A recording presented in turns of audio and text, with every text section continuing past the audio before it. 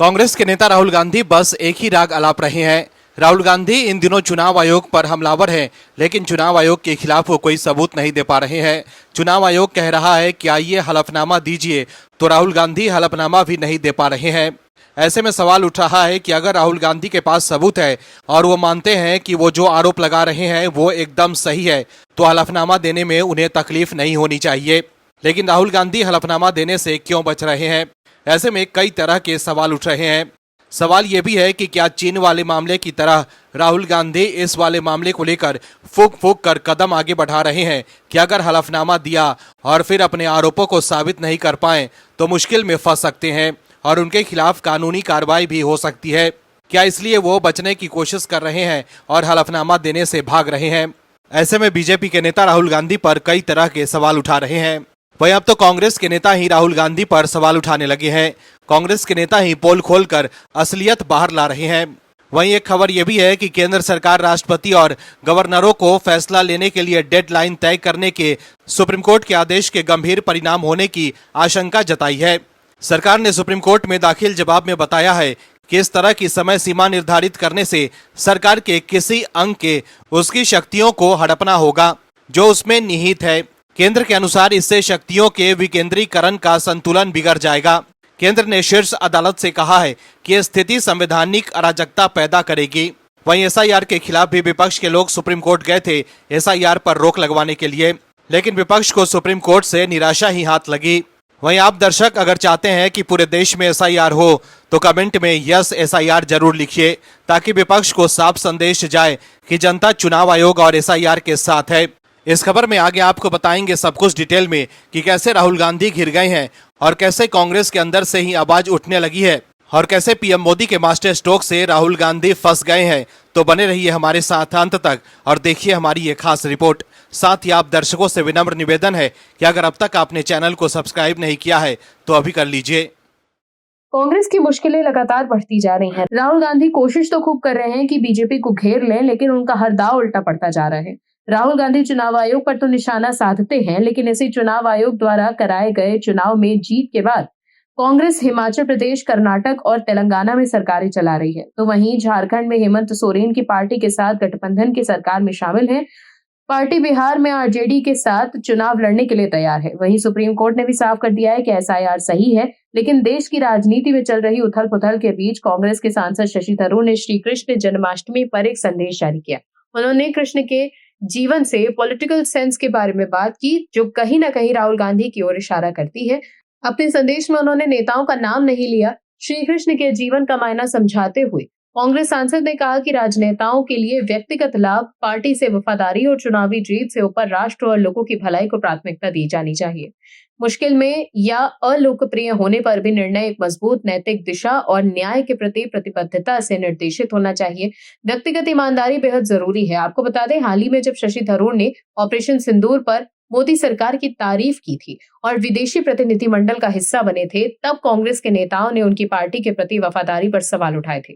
श्री कृष्ण जन्माष्टमी के मौके पर कांग्रेस नेता शशि थरूर ने भगवान श्री कृष्ण के जरिए नेताओं को कूटनीति और राजनीति का ज्ञान दिया।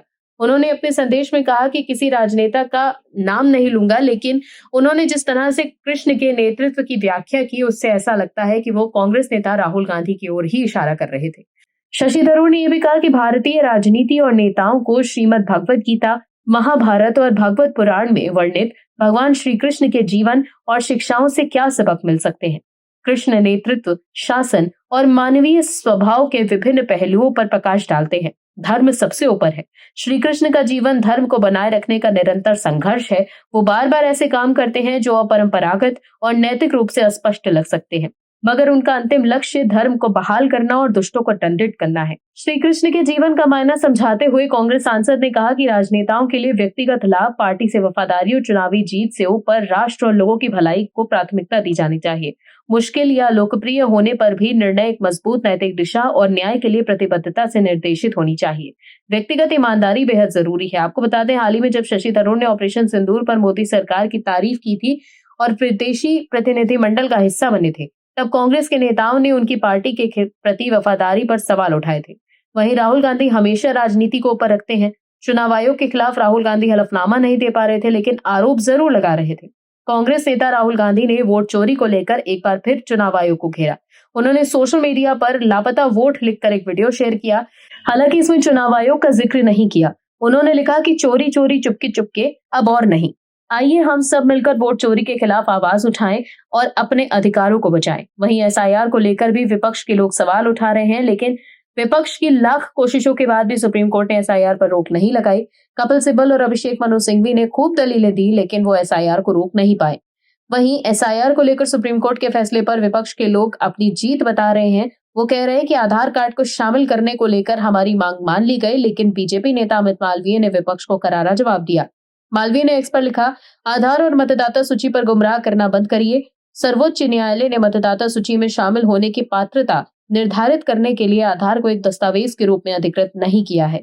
बिहार एसआईआर मामले में अपने अंतरिम आदेश में न्यायालय ने न केवल इतना कहा, यदि किसी का नाम गलती से छूटा है तो वो पहचान स्थापित करने के मदद के लिए आधार की एक प्रति के साथ एक अभ्यावेदन प्रस्तुत कर सकता है। बस इतना ही, कोई आदेश नहीं, कोई स्वतः शामिल नहीं, कानून में कोई बदलाव नहीं। न्यायालय ने स्वयं कहा कि आधार अधिनियम के तहत आधार नागरिकता का प्रमाण नहीं है और शामिल करने का निर्णय लेने का कानूनी अधिकार केवल जनप्रतिनिधित्व अधिनियम 1950 की धारा 23 के तहत चुनाव पंजीकरण अधिकारी के पास है। चुनाव कराना और मतदाता सूची का प्रबंधन करना चुनाव आयोग का विशेष अधिकार क्षेत्र है, न कि अदालतों का, न कि राजनीतिक दलों का। दर्शकों, पीएम मोदी ने ऐसा ब्रह्मास्त्र चल दिया कि जिससे पूरी कांग्रेस हिल गई। देश के 79वें स्वतंत्रता दिवस के मौके पर लाल किले से राष्ट्र को संबोधित करते हुए पीएम नरेंद्र मोदी ने भारत को आत्मनिर्भर बनने पर जोर दिया। इस दौरान पीएम ने 8 साल के बाद जीएसटी से रिफॉर्म करने का ऐलान किया।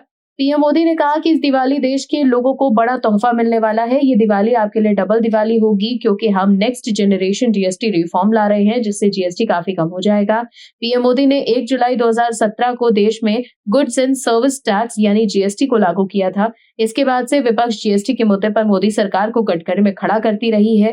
कांग्रेस नेता राहुल गांधी जीएसटी को गब्बर सिंह टैक्स बताकर बीजेपी और मोदी सरकार पर निशाना साधते हैं, लेकिन पीएम मोदी ने स्वतंत्रता दिवस के मौके पर जीएसटी में रिफॉर्म करने का ऐलान कर विपक्ष की गब्बर सिंह जैसी हवा निकालने का दांव चला है, जिसके बाद कांग्रेस बेचैन हो गई है।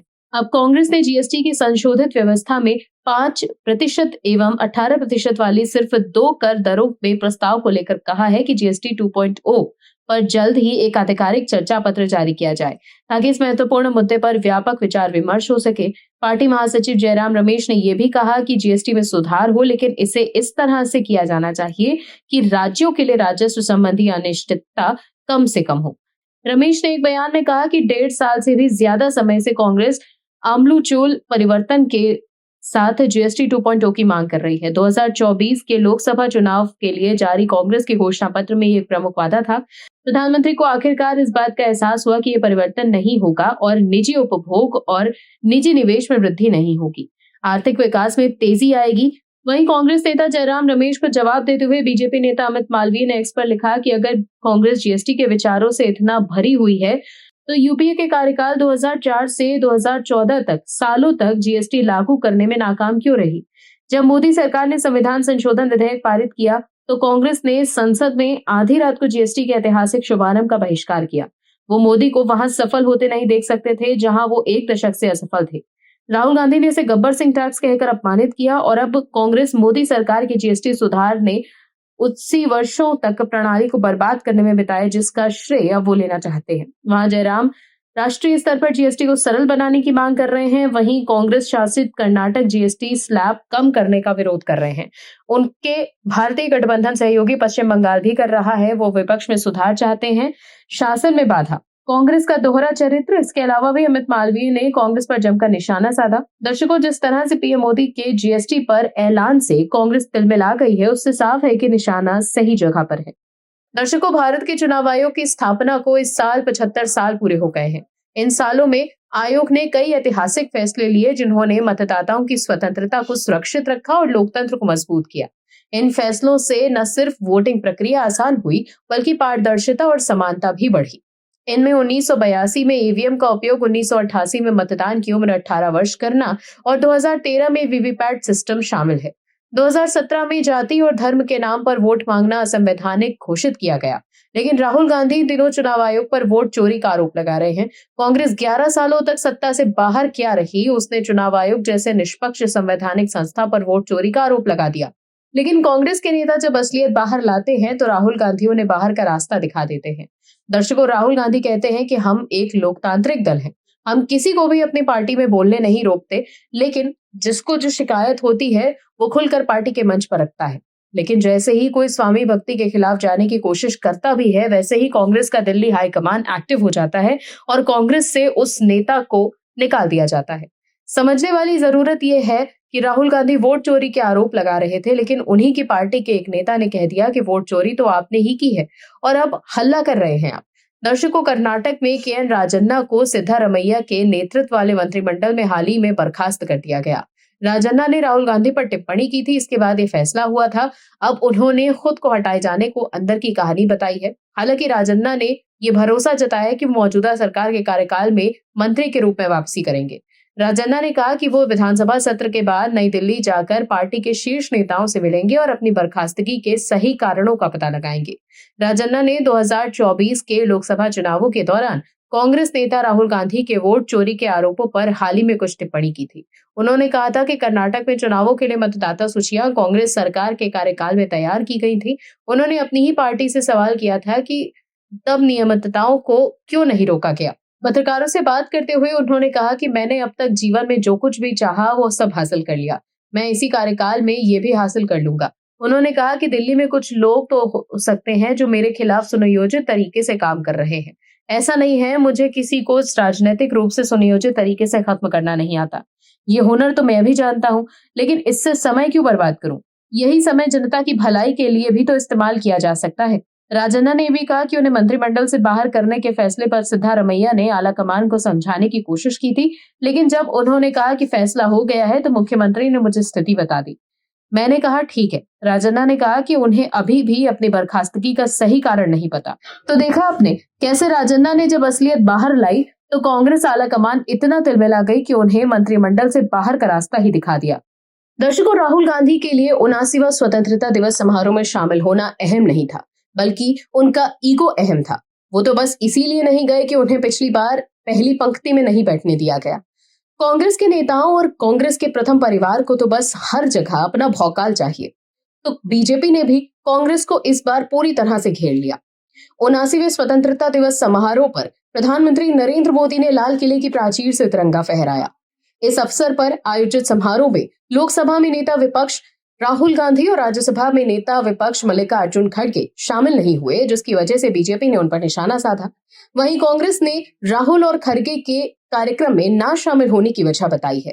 पार्टी प्रवक्ता अजय उपाध्याय ने ये कहा कि पहले विपक्ष के नेता को अगली पंक्ति में बैठाया जाता था, लेकिन पिछले साल स्वतंत्रता दिवस समारोह पर उन्हें अंतिम पंक्ति में बैठाया गया था। कांग्रेस प्रवक्ता अजय उपाध्याय ने आज तक के एक कार्यक्रम में ये कहा कि मल्लिकार्जुन खड़गे और राहुल गांधी कार्यक्रम में क्यों नहीं दिखे, ये जनता के लिए जरूरी है। ये परंपरा रही है कि संवैधानिक पद नेता प्रतिपक्ष को अगली पंक्ति में बैठाया जाता है, लेकिन पिछले साल स्वतंत्रता दिवस के कार्यक्रम के दौरान राहुल और मल्लिकार्जुन खड़गे को अंतिम पंक्ति पर बैठाया गया था।